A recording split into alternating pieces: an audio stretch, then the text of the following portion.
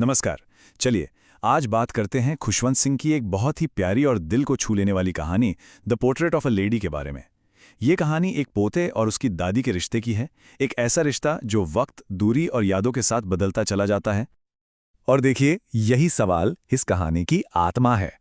लेखक अपनी दादी के बारे में जब सोचते हैं तो वो हमारे लिए भी एक सवाल छोड़ जाते हैं कि हम अपने सबसे करीबी लोगों को भी कभी-कभी कितना कम समझ पाते हैं। तो आइए इस कहानी में जरा और गहरे उतरते हैं। कहानी जब शुरू होती है तो लेखक हमें अपनी दादी की एक ऐसी तस्वीर दिखाते हैं जो जैसे वक्त में जम सी गई हो। वो कहते हैं कि 20 साल से उन्होंने अपनी दादी को एक जैसा ही देखा था। बूढ़ी, चेहरे पर झुर्रियां, बस हमेशा से वैसी ही। क्या कमाल की लाइन है ना। यहीं पर कहानी का सबसे बड़ा थीम सामने आ जाता है। बाहरी सुंदरता और अंदरूनी खूबसूरती का फर्क। खुशवंत सिंह के लिए उनकी दादी की जो खूबसूरती थी वो उनके चेहरे मोहरे में नहीं बल्कि उनके किरदार में थी, उनकी आत्मा की शांति में थी। इस वर्णन से दादी की एक तस्वीर जैसे आंखों के सामने आ जाती है। हम उन्हें घर में धीरे धीरे चलते हुए महसूस कर सकते हैं, एक हाथ कमर पर रखकर खुद को संभालते हुए और दूसरे हाथ से माला फेरते हुए। उनकी मौजूदगी का मतलब ही था प्रार्थना और एक अजीब सा सुकून। और ये तुलना उनकी शख्सियत को कितने खूबसूरत तरीके से बयां करती है। ये सिर्फ उनके दिखने के बारे में नहीं है, ये तो उस एहसास, उस माहौल के बारे में है जो वो अपने साथ लेकर चलती थीं। ऐसा लगता था जैसे उनकी मौजूदगी ही शांति है। तो चलिए अब चलते हैं उनके रिश्ते के उस पहले दौर में। ये गांव में लेखक के बचपन का समय था, एक ऐसा वक्त जब वो दोनों एक दूसरे से एक पल के लिए भी अलग नहीं होते थे और उनका रिश्ता सबसे मजबूत था। मतलब उनकी दुनिया एक ही थी, पूरी तरह से एक दूसरे में रची बसी। ये जो रोज की दिनचर्या थी ना, ये छोटे छोटे काम और हर पल का साथ, इसी ने उनके बीच एक गहरा रिश्ता बनाया था। और यह हमें बताता है कि कैसे छोटी छोटी आदतें ही सबसे मजबूत रिश्ते बनाती हैं। लेकिन फिर सब कुछ बदल गया। जब परिवार शहर चला गया तो वो पल उनके रिश्ते में एक टर्निंग पॉइंट साबित हुआ।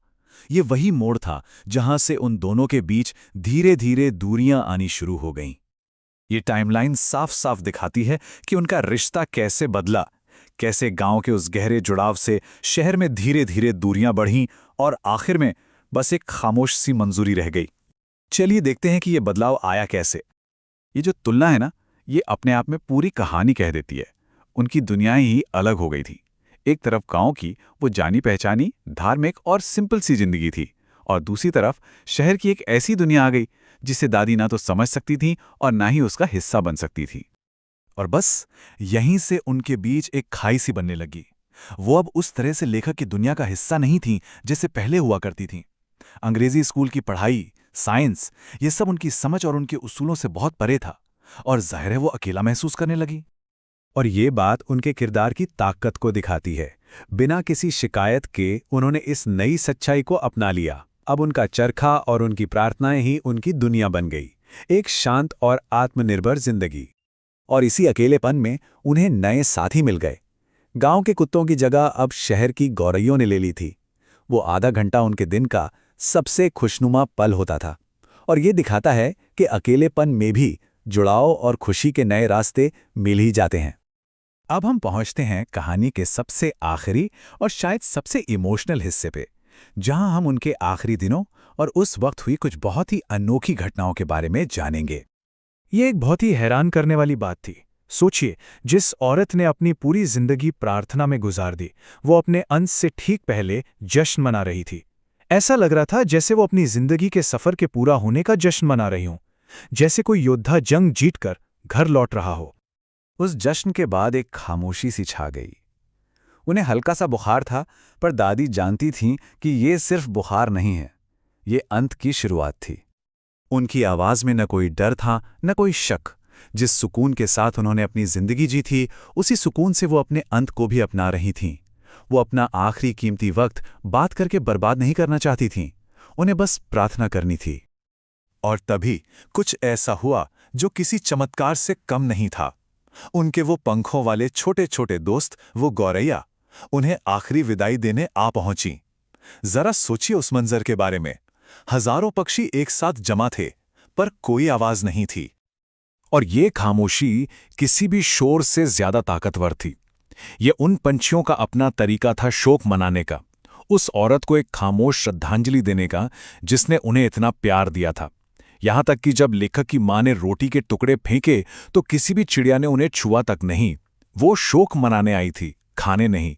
ये कुदरत का सम्मान दिखाने का एक खामोश तरीका था।